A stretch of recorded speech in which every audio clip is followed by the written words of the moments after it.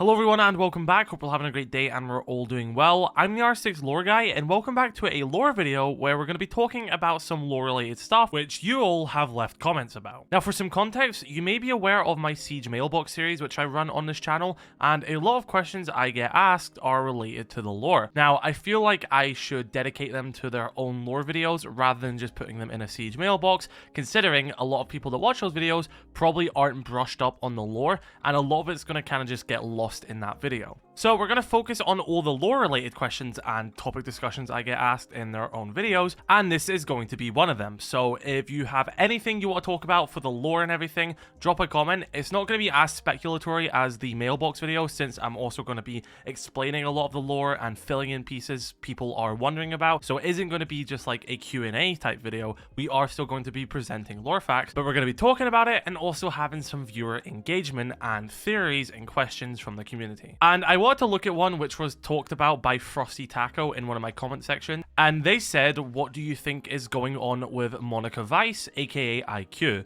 She hardly shows up in the story, and what could she be up to after Nighthaven was breached by Rainbow? So if you have seen my entire lore video, you're caught up on the lore, you know that IQ is no longer a Rainbow operative. She is now currently a Nighthaven agent, and they are officially called agents. Now, from her psychological report, we know that IQ really loves state-of-the-art equipment and being able to achieve stuff with brand new ways and developing these ways and being part of it. This is something which has always pushed her and driven her. And with Nighthaven, that was a big thing for her. If we look at the animation for Operation Crystal Guard, where we see Osa, we've seen a lot of these operatives who would go on to become Nighthaven agents, testing out some Nighthaven equipment. And one of them is IQ, who is very impressed with the stuff which Osa and her team have made, using some lock-on anti-drone device. Now, of course, IQ would then go on to join Nighthaven, and from the little psych notes by Callie, which can be found on the map Nighthaven Labs, we got a bit of insight about Callie talking about IQ now being part of Nighthaven. Nighthaven psych notes,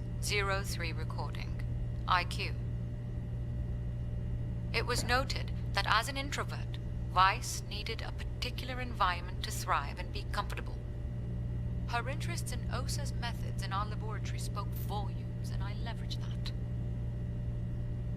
IQ had purposely avoided the private sector in the past, explicitly stating she felt it was limiting at the time. I want to know more about that. Her perspective could be the key to our expansion. So this once again reinforces IQ's interest in the stuff which Osa was making, these new pieces of tech. And as well as this, she previously once said that the private sector was limiting, so Callie is using this criticism and feedback to make sure that Nighthaven can improve and not fall into that category which IQ used to see it as. So regarding this overall topic of what is IQ actually doing at Nighthaven, it's probably safe to say that she's coming up with ideas which is going to be assisting Osa in the lab. As well as this, if you listen to Finka's one as well, both IQ and Arini were assigned to assist Finka with her personal research. Nighthaven psych note, 02 recording, Finka. Promises were made when I reached out to Melnikova for recruitment. She has been focused and proactive in developing a new division of Nighthaven. The opportunity to push CBRN defense research to a new frontier was not lost on her. Finka and Smoke are like oil and water on a personal front, but they are working wonders in the lab, as Osa assured me they would.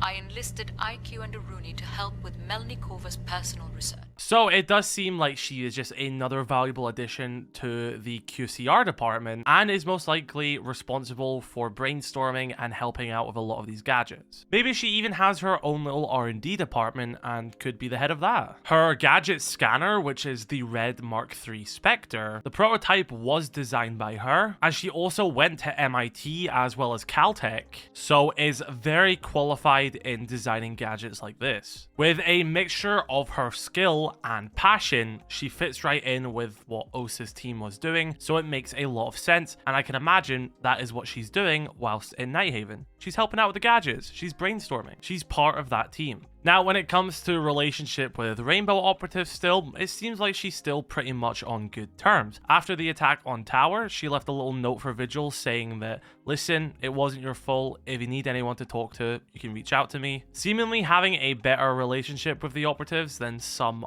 other Nighthaven agents do. Of course, you've got like Ella and Zofia, Callie and Ash. Thatcher referred to Smoke as like a backstabbing bastard, so it does seem like IQ, it didn't burn as many bridges. And it also seems like she does still care about them, because IQ would ask Callie if Nighthaven should get involved after that attack on Tower, but that's when Callie responded saying that we'll only get involved when the reward outweighs the risk for us. So yeah, it does seem like IQ's place in Nighthaven is developing gadgets, working with Osa and the rest of the team, and allowing her inventive imagination and skills to be unrestricted. Callie saw this as an important trait for the team, and IQ seems to be happy. Like I was saying, doesn't seem like she has much beef with Rainbow Operatives. She's kind of just doing her thing, and hopefully we see more of her in the lore. And there's also quite another interesting aspect of IQ which many people may not realize, and that's actually got to do with Solace. Now, gameplay wise, IQ and Solace's gadgets are pretty similar. One might say that Solace's gadget actually seems to be pretty much an improvement of IQ's. Well, that's because it is. The gadget which Solace uses was originally developed as an upgrade by Mira for IQ. This would have allowed IQ to use this helmet rather than just the scanner on her wrist. However, after she departed from Rainbow and became a Nighthaven agent, Mira stopped working on this and just left the prototype as is. Well, when Solace joined the team with her very skilled background, it was decided that this piece of tech should go to her. Solace, joined by Flores, would request this prototype from Mira, and they would develop it into the Spec.io electro sensor. That is why the name is quite similar. So it would be really nice to see IQ and Solace have an interaction. They use similar gadgets, they probably have a few tips for each other, and considering this was originally meant to be going to IQ, I wonder if she has anything to say about it. Probably wouldn't be anything negative, but something a bit more lighthearted and fun. I think another fun thing to add is if IQ is working in the labs, maybe R&D or QCR at Nighthaven, then I wonder how she gets on with Pulse, because if you actually look at her gadget evaluation, the final line mentions Pulse. Now, this is when they were both at Rainbow, but it says, one final note, I noticed that Specialist J. Estrada, Pulse, was added to the tech lab schedule. The last time he was in the lab, his prank modifications to the Spectre were not even mildly amusing. If he's going to hang around the lab and participate in the evaluations,